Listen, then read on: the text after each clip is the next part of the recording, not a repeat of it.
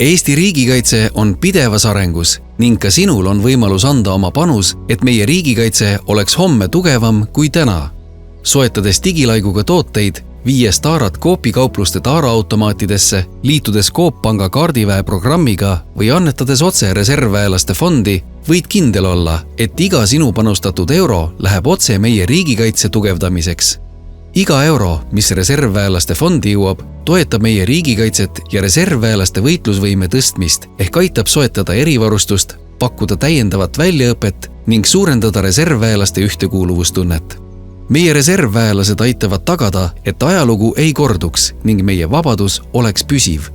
Sinu kaitsetahe ja toetus reservväelaste fondi on investeering nii sinu enda kui ka kogu Eesti vabadusse.